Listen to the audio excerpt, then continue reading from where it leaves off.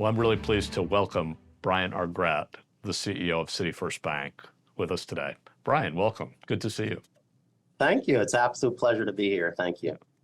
So, Brian, I know many of our readers are familiar with City First, but I thought I'd give you an opportunity up front to just share with us a little bit about the bank, what its mission is, and what you've been up to these last couple of years. Oh, absolutely. Thank you for that question. So we've been very busy the last couple of years. We accomplished a merger of peers with Broadway Federal Bank in Los Angeles, basically tripling our size. And that was in April 1st, 2021. So we've been, over the last years, in addition to COVID and everything else that's been happening, merging the two banks together, delivering deeply to our communities in the midst of the challenges that COVID brings, and growing the bank. We've grown tremendously, including over the last year. But let me give you a little sense of what we do. So we're a commercial bank.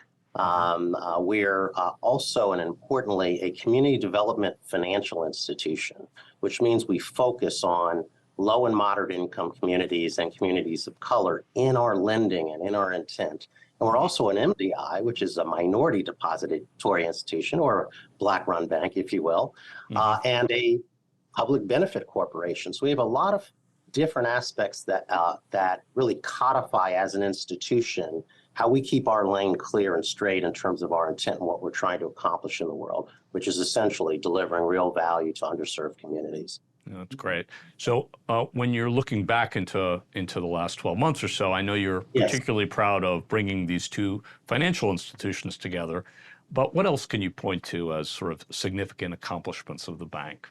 Sure. Well, in addition to the merger itself was a year prior. So the last year, and particularly 2022, just the unbelievable success and growth of our team and what they've accomplished as a team. So we were able to, so our primary vehicle for impacting the community is through our lending and how we lend into low and moderate income communities and to entrepreneurs of color. We grew that by over 20, this is after the merger, by over 20%. Wow. Last year alone, almost 20% last year alone.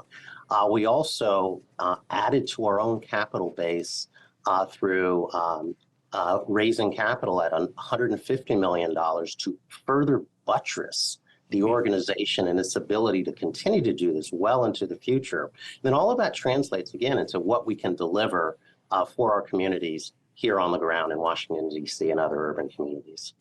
So I'm going to ask you a very complicated question that I know we could talk about for an hour, but if you can crystallize for us, so many people are talking about the challenges of access to capital for Black entrepreneurs, Black-owned businesses. Can you crystallize it for us into a couple of snapshots about what are the challenges that the community faces? Yeah, so I think I would tie this very, very clearly to understanding the wealth gap that we have in America and in communities like Washington, D.C. And when you think of wealth gap, people often think of their individual households, but it's also community wealth and business wealth. So if you start at a point where there's a significant gap between African-American entrepreneurs and households, and by the way, in Washington, D.C., the last study that's been widely disseminated shows an 81 times difference between the wealth of African-American households in Washington, D.C. and Caucasian households in Washington, D.C. So you want to say that again, Brian? 81x. That's what you need to remember. It is stunning.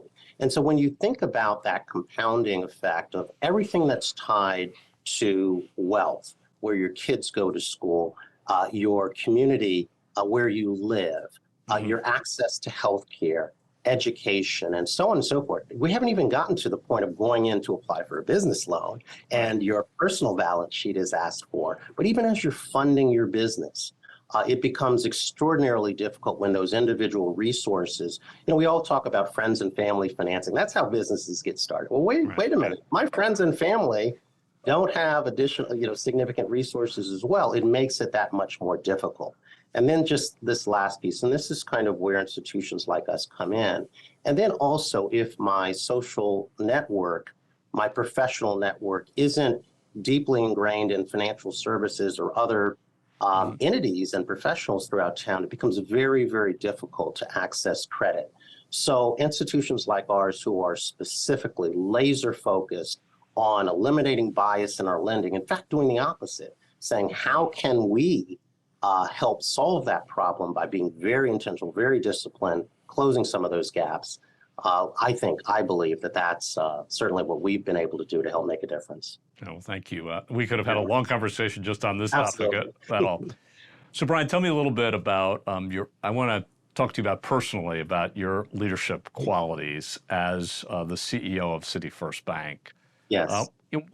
What would your staff say are the greatest talents that you bring to your leadership position? So Brian's coming into the room. So what are they going to say? I think they're going to see energy. They're going to talk about the energy, the intention, the dedication that I bring to leading the team together.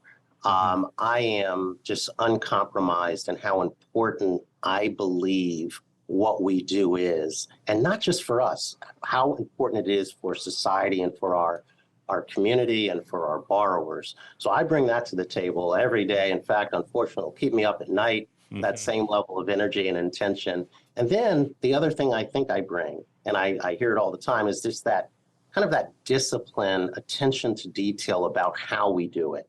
We have to be best in class, first rate in execution on everything we do.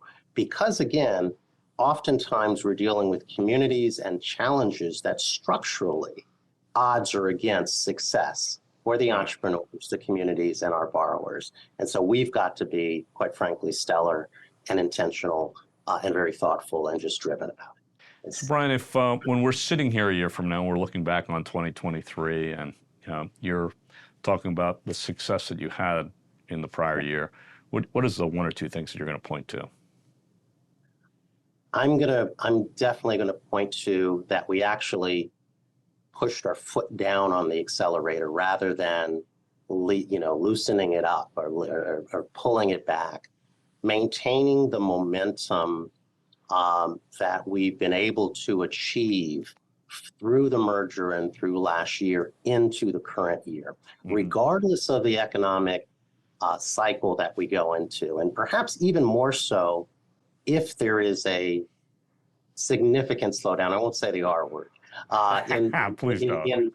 That's right. If there is in our economy, regionally or nationally, actually what we do becomes that much more important because of the disparate impact on communities. And what's interesting, Alex, is in cycles, down cycles, organizations, CDFI, depository lenders, banks focused on the communities actually tend to expand, right? Because the opportunities become more, the need certainly expands. There's no question there. Right. And then typically as others back up a little bit and reset, focus on their core audiences or constituents, then that provides us for even more opportunity to lead and be in front and in service. Yeah. Well, we are looking forward to watching the ride that you are on at City First. Brian, thank you for your time today. Thank you. Absolutely. It's been a great pleasure, Alex.